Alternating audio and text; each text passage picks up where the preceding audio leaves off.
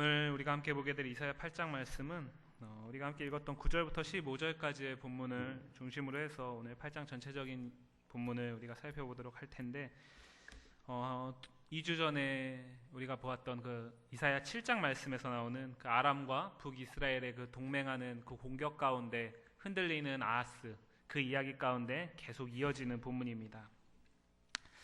하나님께서는 이사야 7장에서 아하스를 돌이키기 위해서 우리가 3번에서 4번에 걸쳐서 하나님께서 그 마음을 아하스가 하나님께로 그 마음을 향하기를 원하심을 보여주셨고, 그 가운데 700년 후에 있을 임마누엘의 예언까지도 나타났음을 우리가 말씀을 통해 살펴보았습니다. 하지만 결국 아하스는 하나님보다는 눈앞에 있는 두려움, 그 공포에 더 마음이 쏠려 있어서, 그 마음이 녹아 있어서 하나님을 의지하지 않는 불신하는 모습을 계속해서 나타나고 있었음을 우리는 기억합니다. 이사야 8장 말씀은 그 연속선상에 있는데, 그러한 아하스의 계속된 불신, 계속된 거부에도 불구하고 하나님은 이 아하스와 유다를 향한 열심을 포기하지 않고 있다는 것을 다시 한번 8장 말씀은 이야기하고 있습니다. 이사야 8장 1절부터 3절까지, 1절부터 4절까지의 본문 안에서 두 번에 걸쳐서 반복되는 단어가 있는데, 그 단어는 우리가 잘 알지 못하는 단어인데 이사야의 아들 마헬살랄 하스바스라는 이름입니다. 1절에서는 그 아들이 생기기 전에, 잉태하기 전에 하나님께서 이사야를 부르셔서 큰 서판에다가 모든 사람이 사용하는 일반 문자로 기록해서 널리 알리라고 말씀하셨고, 3절에서는 실제로 그 아이를 낳게 되었을 때 이사야가 그 마헬살랄 하스바스라고 이름하는 내용이 나오고 있습니다. 근데 구약 성경을 우리가 잘 보시면 알지만 이 구약 성경 안에서 이름은 그냥 단순히 이름으로 그치지 않는 것을 우리는 알 수 있습니다. 생각해 보시면 하나님께서 택하신 아브라함이라는 사람, 그 아브라함이라는 사람의 원래 이름은 아브람입니다. 그런데 하나님께서 그를 복의 근원으로 삼으시겠다라는 축복의 말씀을 주시면서 그의 이름을 아브람에서 아브라함으로 바꾸셨습니다. 아브람의 뜻은 그냥 높은 자의 아버지입니다. 근데 아브라함의 뜻은 모든 민족의 아버지다라는 뜻입니다. 무슨 말씀이냐면 하나님께서 약속하신 그 복, 하나님께서 아브라함에게 약속하신 그 축복을 아브라함이 선명하게 의지하고 믿게 하기 위해서, 따르게 하기 위해서 하나님께서는 그의 이름을 바꾸어 주십니다. 뿐만 아니라 야곱도 마찬가지 아닙니까? 야곱도 하나님께서 그의 이름을 어느 순간에 이스라엘로 바꾸시는 것을 창세기는 기록하고 있습니다. 그리고 소선지자 중에 호세아라는 사람을 생각해 보시면 호세아에게 하나님께서는 무엇을 명하셨냐면, 너는 저 길거리에 나가서 거리의 여인 고멜을 내 아내로 삼으라. 그리고 그 가운데서 자녀가 3명 나오는데 이스라엘과 로루아마와 로암미라는 자녀가 나옵니다. 근데 그 3명의 자녀들, 그 이름의 뜻이 하나님이 그 당시의 이스라엘을 바라보는 관점이었습니다. 오늘 이사야도 마찬가지로 하나님께서 그에게 이스라엘 아들을 주셨는데 그 아들의 이름이 마헬살랄 하스바스입니다. 이미 하나님께서는 7장 3절 말씀에서 이사야에게 스알야숲이라는 아들을 약속하셨고, 그리고 오늘 마헬살랄 하스바스라는 아들을 또 다시 말씀하십니다. 그리고 이 이사야 전체 안에서 가장 중요하다고 할 수 있는 또 한 가지의 이름은 지난 시간에 우리가 살펴봤던 이사야 7장 14절에 나오는 임마누엘이라는 이름입니다. 이사야숲, 임마누엘, 마헬살랄 하스바스, 이 세 이름은 단지 이름이 아니라 이사야가 총 66장이고 이 안에서 정말 방대한 내용들이 기록되어 있는데, 그 4대에 걸치는 하나님의 그 역사 가운데 이 세 단어가 집약을 하고 있습니다. 이사야서 66장 전체를 이 세 단어가 관통하고 있습니다. 스알야숲의 뜻은 무엇이냐면 남은 자가 돌아오리라 라는 뜻입니다. 하나님께서 바벨론으로부터 유다를 멸망하게 하시지만 그들이 70년 후에 돌아오는 것을 성경은 말하고 있습니다. 그것을 하나님께서는 이 이사야 당시에 이미 유다 백성들에게 선포하고 계신 것입니다. 너희가 지금은 범죄함으로, 너희가 지금은 나를 거부하니까 너희가 멸망당할 수밖에 없지만, 침략당할 수밖에 없지만, 그래도 그 가운데서 믿음을 지킨 순전한 자들은 돌아올 것이다 라고 약속하시는 것입니다. 그 이유는 무엇 때문입니까? 바로 임마누엘 때문입니다. 하나님이 유다 백성과 함께 하시기 때문에 돌이켜 회개하는 자에게, 돌이켜 순전한 믿음으로 나아오는 자에게는 하나님께서 회복을 허락하신다라는 것입니다. 하지만 그 회복이 있기 전에 하나님은 우리와 함께 하시기 때문에, 이 유다와 아하스와 함께 하시기 때문에 먼저는 불신하는, 거부하는 이들에게 마헬살랄 하스바스를 먼저 주실 수밖에 없는 것입니다. 마헬살랄 하스바스의 뜻이 무엇일까요? 8장 4절 말씀 한번 보도록 하겠습니다. 8장 4절 말씀 보시면, 이는 이 아이가 내 아빠 내 엄마라 부를 줄 알기 전에 다메섹의 재물과 아람을 얘기합니다. 사마리아의 노략물 이스라엘을 얘기합니다. 그들이 아수르 왕 앞에 옮겨질 것임이라 하시니라 라고 말하고 있습니다. 마헬살랄 하스바스의 뜻은 무엇이냐면, 수탈이, 침략이, 노략이 아주 신속하고 급격하고 거세게 이루어질 것이다 라는 뜻입니다. 8장 4절 뭐라고 얘기하고 있습니까? 그 마헬살랄 하스바스라는 아들, 이사야의 그 아들을 낳아서 그 아이가 아빠 엄마를 부르기 전에 지금 아하스의 마음과 유다 백성의 마음을 격동시키는 아람과 이스라엘의 연합군들의 저 공격은 이루어지지 못할 것이다. 오히려 저들을 하나님께서는 아수르에게 넘겨주실 것이다 라고 말하고 있는 것입니다. 이 모든 것이 임마누엘, 하나님이 유다 백성과 아하스와 함께하기 때문입니다. 여기까지 해서 끝나면 얼마나 말씀이 좋겠습니까? 하나님이 함께 하시니까, 하나님이 함께 하시는 백성들은, 하나님이 함께 하시는 우리는 우리 삶의 그 어떤 세력들도 우리를 두렵게도 할 수 없고, 우리를 환난 가운데도 처하게 할 수 없고, 우리에게 고통도 줄 수 없다면 얼마나 말씀이 좋겠습니까? 그런데 하나님께서는 이 불신하는 유다와 아하스에게 그 임마누엘 때문에 너희에게도 어려움이 닥칠 것이다 라는 것을 이어지는 5절부터의 말씀을 통해서 이야기하고 있는데, 5절부터 8절에서 무슨 모티브를 가지고 이야기하고 있냐면 홍수의 모티브를 가지고 이야기하고 있습니다. 홍수하면 우리가 성경 안에서 가장 떠올릴 수 있는 것이 노아의 홍수입니다. 노아의 홍수는 하나님께서 분명하게 무엇이라고 말씀하시냐면, 내가 이 세대를 보면서, 이 세대의 죄악이 관영함을 보면서 내가 후회하고 있다. 내가 너희를 지은 것을 한탄하고 있다. 그런데 노아, 너는 참 내가 보기에 완전한 자고 의인이구나. 그러니까 내가 너를 통해서 너와 너의 가족 구원하겠다. 그래서 방주를 짓게 하시지 않습니까? 그리고 산 위에서 방주를 지은 다음에 그렇게 지으면서 120년 후에 실제로 홍수의 심판이 이루어지게 됩니다. 그것이 창세기 6장과 9장 안에서 나오는 말씀 아닙니까? 홍수의 모티브는 성경 안에서 종종 이렇게 심판의 메시지 이야기할 때 사용되는 표현입니다. 오늘 말씀 5절부터 8절까지 안에서 특별히 7절 말씀 보시겠습니다. 주 내가 흉용하고 창일한 큰 하수 곧 아수르 왕과 그의 모든 위력으로 그들을 뒤덮을 것이라. 그 모든 골짜기에 차고 모든 언덕에 넘칠 것이다. 한마디로 홍수가 아람과 이스라엘을 쓸고 가버릴 것이다 라는 것입니다. 아람과 이스라엘을 하나님께서 내버려 두지 않겠다라는 것입니다. 왜? 하나님이 함께 하시니까. 하나님이 함께 하시기 때문에 하나님의 택한 백성들, 비록 범죄할지라도 택한 백성들에게 어려움이 다가오는 것 하나님이 그대로 두고 보시지 않겠다라는 것입니다. 아직은 나의 심판의 때가 이르지 않았기 때문에 하나님은 저들이 자신의 노력과 자신의 동맹을 가지고 이스라엘, 유다를 위협하는 것 두고 보지 않겠다라는 것입니다. 그런데 8절 말씀 보시면 그 홍수의 물결이 흘러 유다에 들어와서 가득하여 목에까지 미치리라. 임마누엘이여 그가 펴는 날개가 내 땅에 가득하리라 라고 말하고 있습니다. 무슨 말씀입니까?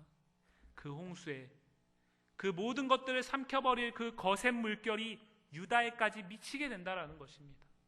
그런데 이 유다에 미친 물결은 쓸고 가지 못하고 목전에까지 이른다라고 말하고 있습니다. 우리가 지난주에 살펴봤던 히스기야 얘기를 기억하시죠? 히스기야 왕 역시 아수르로부터 위협을 받았습니다.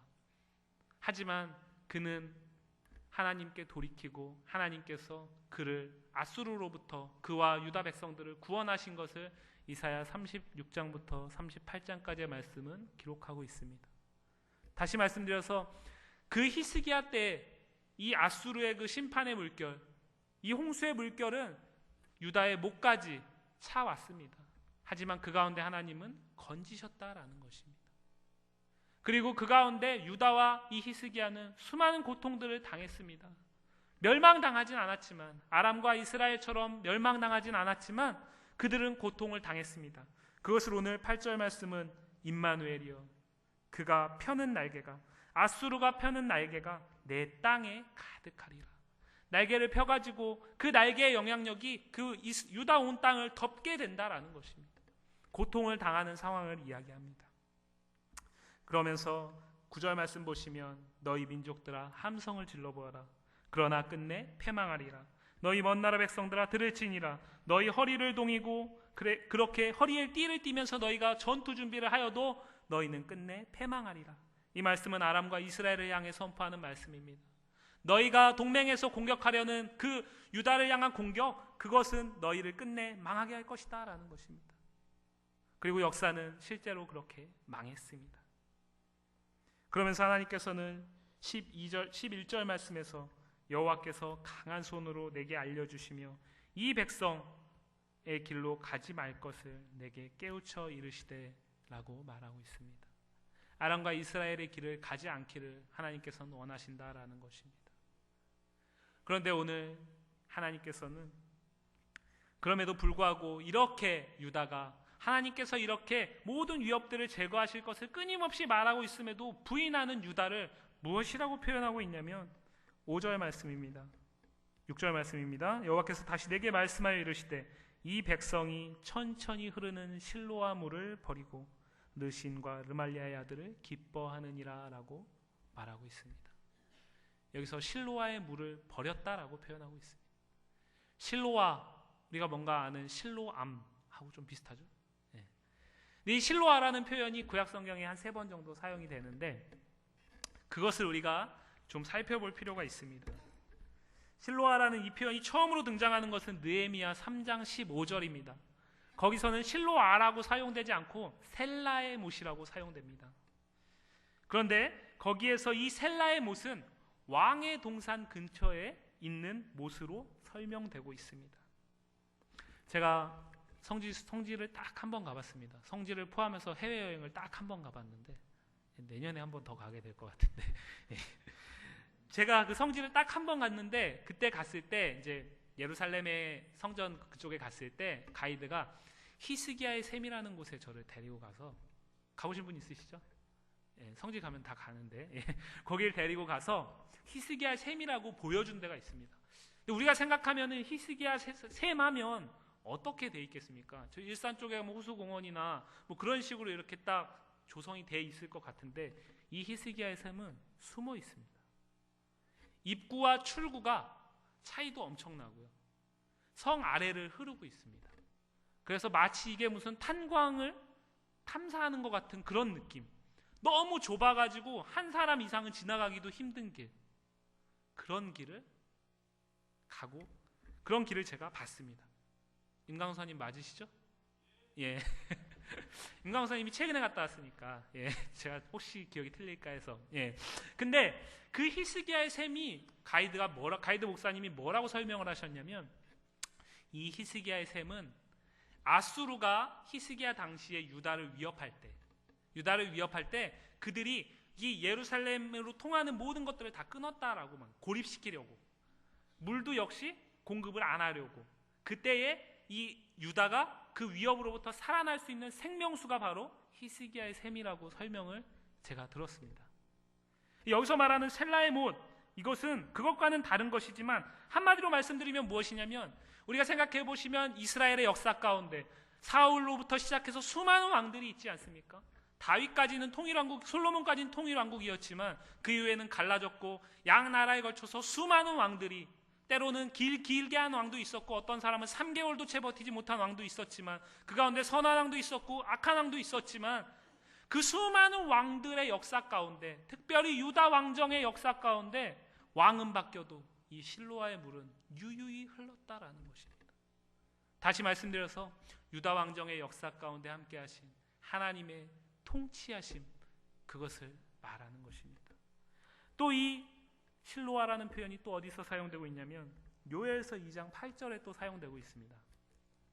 요엘서 2장 8절에서는 이것이 한글 성경에는 못이라고 나오지 않습니다. 묵이라고 나옵니다. 그런데 원문을 보시면 표현이 같은 표현입니다. 이것은 무엇이냐면, 요엘서에서 사용된 그 표현은 무엇이냐면 하나님의 군대를 이야기합니다. 하나님의 군대가 대신 싸워 이기시는 무기를 이야기할 때 이 실로아라는 용어를 사용하고 있습니다. 그것은 여호와의 전능하심과 여호와의 능력을 이야기합니다. 그리고 우리가 잘 아는 요한복음 9장에 나오는 실로암, 그 실로암에서는 어떤 일이 있었습니까? 시각장애인이 눈을 뜨게 되는 일이 있었습니다. 그곳에서는 하나님의 전지전능하심과 치유하시는 능력으로 표현되고 있습니다. 다시 말씀드려서 오늘 8장 5절 6절 말씀에 이 백성이 버렸던 실로암물, 천천히 흐르는 이 실로암물은 무엇이냐면 유다의 역사 가운데 함께하신 임마누엘 하신 하나님의 통치하심, 하나님의 전지전능하심, 하나님의 보호하시고 지키시고 하나님의 대신 싸워주신 그 역사를 말하는 것입니다. 그것을 버렸다는 것입니다. 그것을 버렸기 때문에 르신과 르말리아의 아들을 기뻐한다라고 표현하고 있습니다. 조금 이상하셔야 되는데 르신과 르말리아의 아들을 기뻐한다라는 표현, 뭔가 좀 이렇게 모순이 있습니다. 근데 이걸 원문을 보시면 이렇게 해석할 수 있습니다. 르신과 르말리아의 아들의 녹았다. 그 마음이 녹았다. 무슨 말씀이냐면 아람과 이스라엘의 동맹을 두려워하게 됐다. 사시나무 떨듯이 떨게 됐다라는 것입니다. 이것을 오늘 말씀에서 이야기하고 있는 이유는 무엇이냐면, 이들이 아람과 이스라엘로부터 구원받을 수 있었던 것도 임마누엘 때문이었습니다. 하지만 이들이 그 아수르로부터 목전에까지 차는 위협을 받은 것 역시도 임마누엘 때문이다라는 것입니다. 중요한 것은 이들이 실로아의 물을 버려도 실로아의 물은 유유히 흐르고 있는 것처럼, 이들이 임마누엘 하나님을 인정하지 않아도, 아무리 거부해도, 그래서 악한 왕이 되어도 하나님께서는 여전히 임마누엘 하시다라는 것입니다. 하나님이 택하지 않은 백성들에게는 그 임마누엘이 멸망으로 나타나지만 하나님이 택한 백성들에게는 그 임마누엘 때문에 스알야숲 회복을 기대할 수 있게 된다라는 것입니다. 그렇다면 오늘 이들에게 임한 고난과 역경은 이들을 넘어뜨리기 위한 것이 아니라 이들 가운데 아주 작은 수라도 믿음으로 돌아오는 사람들을 기대하시면서 하나님께서 허락하시는 고난인 줄 믿습니다. 우리 역시 마찬가지 아니겠습니까? 오늘 말씀 9절부터 15절 안에서 오늘 제가 설교의 제목으로 삼은 말씀이 13절과 14절에 나오는데, 13절 말씀 보시면 만군의 여호와 그를 너희가 거룩하다 하고 그를 너희가 두려워하며 무서워할 자로 삼으라. 그가 성소가 되시리라. 무슨 말씀입니까?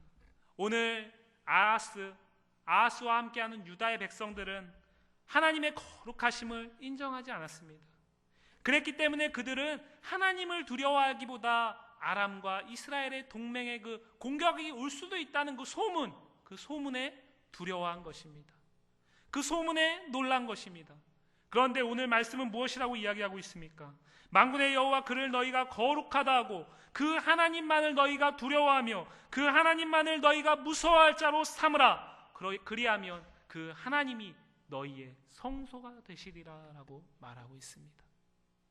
이 말씀은 성소라는 표현에 우리가 주목해야 하는데, 성소는 성전을 성전되게 하는 의미가 있는 곳입니다. 이 성소 안에서 하나님께서는 그의 택한 백성들을 만나시겠다고 약속하셨습니다.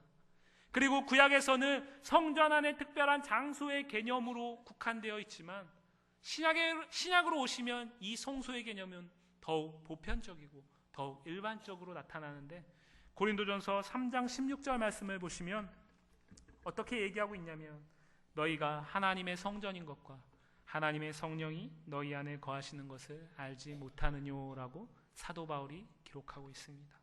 무슨 말씀입니까? 신약시대에 와서 하나님의 성령을 모시는 우리는, 성령이 함께하는 우리는 다 성전, 성소라는 것입니다. 그렇다면 우리가 성소라면 우리는 하나님의 거룩함을 먼저 인정하면서 하나님만을 두려워하고 하나님만을 무서워할 자로 여겨야 된다는 것입니다. 이 말씀 이후에 이 위대한 이 이사야를 통해서 이렇게 하면 너희에게 내가 성소가 되시겠다라고 말씀하신 이후에 하나님께서는 무엇이라고 이야기하고 있냐면, 그러나 성소가 되기를 원치 않는 너희에게, 이스라엘의 두 집, 이스라엘과 유다에게는 걸림돌과 걸려 넘어지는 반석이 되실 것이며 예루살렘 주민에게는 함정과 올무가 되시리니 많은 사람들이 그로 말미암아 걸려 넘어질 것이며 부러질 것이며 덫에 걸려 잡힐 것이니라 라고 말합니다. 오늘 유다 아하스가 눈앞에 보이는 그 공격의 소문, 그 눈앞에 보이는 위협을 더 두려워하는 것은 그가 실로아의 물을 버렸기 때문입니다. 잠시 눈을 들어보면은 그 역사 가운데 함께 하신 하나님을 바라볼 수 있는데, 다윗의 역사를 몰랐겠습니까? 모세의 역사를 몰랐겠습니까? 이스라엘 백성들을 하나님께서 애굽에서 구원하셔서 가나안으로 옮기신 사실을 아하스가 몰랐겠습니까? 그럴 리 없습니다. 이 당시에 이 사람들은 우리보다 훨씬 더 최소한 창세기, 출애굽기, 레위기, 민수기, 신명기 이 5권에 대해서는 석학의 수준이었을 것입니다. 어렸을 때부터 보이는 모든 곳에 그것들을 붙였고 대대손손 그것들만을 가르쳤습니다. 구약 성경을 우리는 39권을 온전히 다 중요하다라고 얘기하지만 지금도 유대인들은 그 중에서도 더 중요한 게 있는데, 그것은 바로 토라라고 얘기하는 창세기부터 신명기까지의 말씀. 이것은 어떠한 일이 있어도 반드시 외워야 하고 반드시 숙지해야 할 말씀이라고 지금도 가르치고 있습니다. 그 당시는 안 그랬겠습니까? 똑같습니다. 배우지 못해서가 아니라, 알지 못해서가 아니라 그들이 온전히 하나님의 성소가 되지 못했기 때문에 자신이 조금만 눈을 들어 바라보면 볼 수 있는 실로아의 물과 같이 자신과 함께 하신 하나님의 보호하심, 자신의 대적들을 물리치신 하나님의 능력, 하나님의 우리 대신 싸워주심, 지키심, 그 임마누엘의 하나님을 부인할 수밖에 없었던 것입니다. 오늘 말씀은 우리에게 소망과 함께 우리가 경계해야 할 것들을 주십니다. 소망은 무엇이겠습니까? 임마누엘 하신 하나님은 어느 순간에도 그가 택한 백성을 포기하지 않는다라는 것입니다. 7장, 그리고 오늘 우리가 보게 된 8장, 그리고 이 말씀은 12장까지 이어지는데 그 안에서 계속해서 보시면 하나님께서는 포기하지 않으십니다.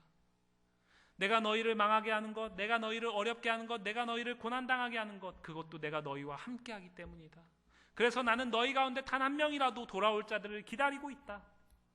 너희가 돌아오기만 하면 나는 언제든 너희를 두 팔 벌려 다시 맞아들일 준비가 돼 있다. 우리 예수님이 우리를 구원하신 방법 아닙니까? 예수님께서 우리 가운데 우리가 예수 그리스도의 십자가의 그 죽으심과 부활하심을 우리가 믿음으로 구원하신다라고 말씀하셨는데, 그 구원 가운데 때로는 우리가 감격할 때도 있지만 그 구원을 잊고 살 때도 우리에게 있지 않습니까? 그럼에도 불구하고 예수님께서는 우리를 향한 그 열심을 포기하지 않으십니다. 그 열심을 포기하시면 이 가운데 저를 포함해서 어느 누구라도 언제나 예수님의 그 은혜만 누리면서 살 수 있는 사람이 있겠습니까? 그렇기 때문에 오늘 말씀은 먼저는 우리에게 소망을 줍니다. 하지만 두 번째, 우리가 경계해야 할 것을 말합니다. 그것은 무엇이냐면 예수 그리스도를 믿는 자이지만 온전히 하나님의 성소가 되지 못하면, 하나님의 성소가 되지 못하는 그리스도인들은 하나님만을 두려워하기보다 세상의 소문과 세상의 난리와 세상의 환난, 내 삶의 역경을 더 두려워하게 된다라는 것입니다.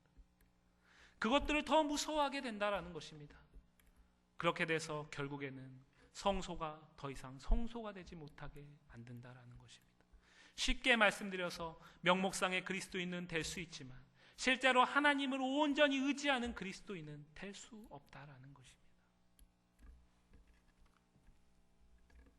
하나님의 함께하심을 믿는다는 것이 늘 우리에게 평탄한 삶만을 보장하지 않습니다. 올해만 생각해 보셔도 2012년 이제 2달 남았습니다. 2013년이 2달 남았습니다. 2013년이 될 날이 얼마 남지 않았는데 우리가 저마다 2012년을 시작하시면서 많은 계획들과 많은 것들을 우리가 꿈꾸면서 소망하면서 올해는 내가 이것을 꼭 이루어 보겠다라고 기도하시면서 작정하시고 지금껏 살아오신 줄 믿습니다. 한번 돌이켜 보시기 바랍니다.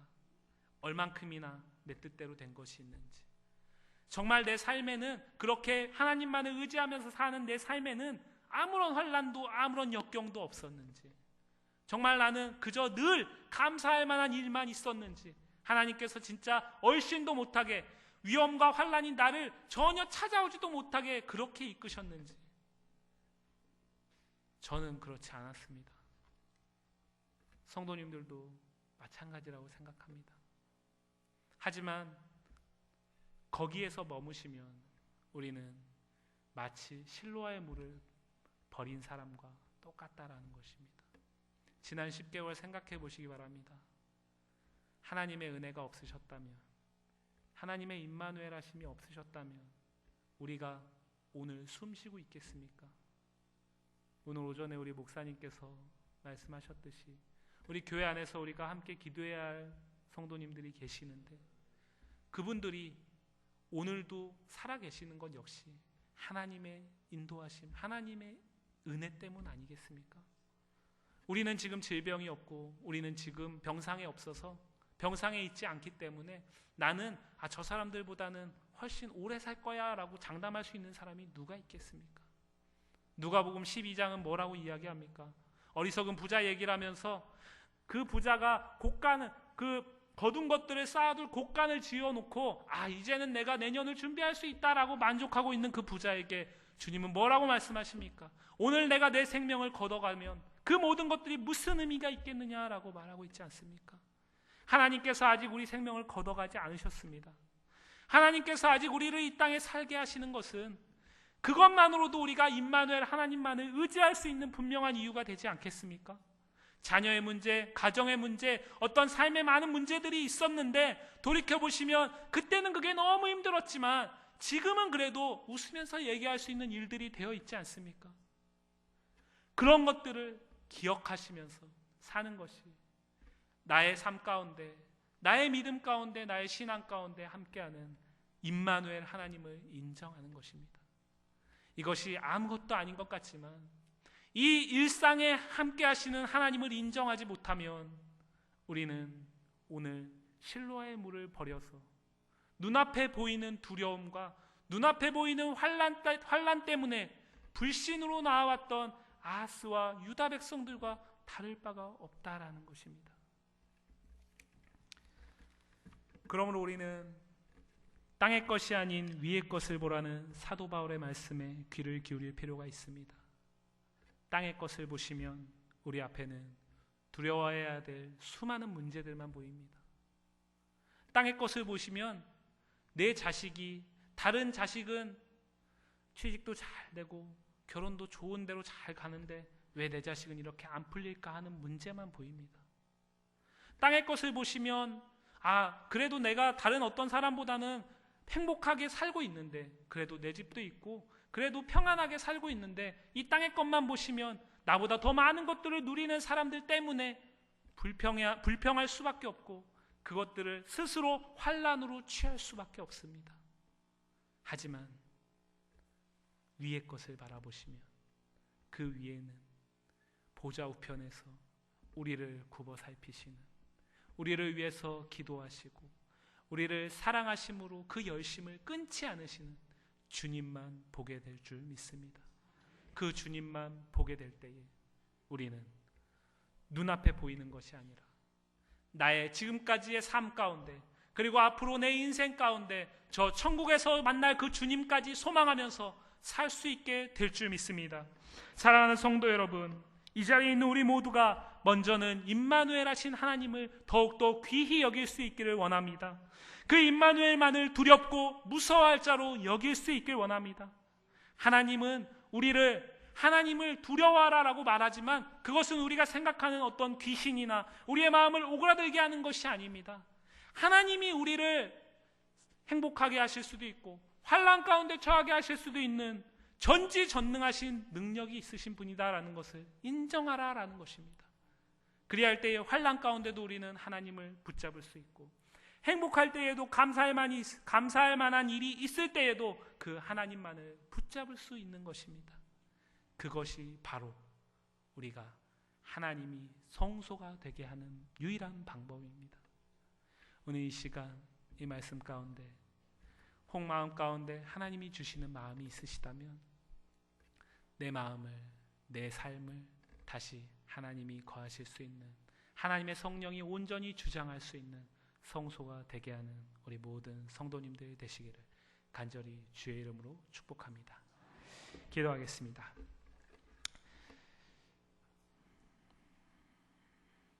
거룩하신 하나님, 은혜와 사랑을 감사합니다. 하나님, 우리가 임마누엘의 하나님이 어떤 하나님인지 시시때때로 잊고 사는 우리를 주님 용서하여 주옵소서. 우리를 긍휼히 여겨 주옵소서. 우리가 행복을 누릴지라도 그것도 하나님 때문이고 우리가 환난 가운데 혹 처할지라도 그건 역시도 하나님 때문임을 잊지 않게 하여 주옵소서. 그 믿음이 우리가 스스로 하나님의 성소라는 그 확실한 믿음이 있을 때에 우리가 땅의 것에 낙담하지 않고 하늘의 것을 바라보며 위에 계신 주님만을 고대할 수 있을 줄 압니다. 하나님, 우리에게 그 믿음을 허락하여 주옵소서. 감사하며 예수님 이름으로 기도합니다. 아멘. 헌금하겠습니다.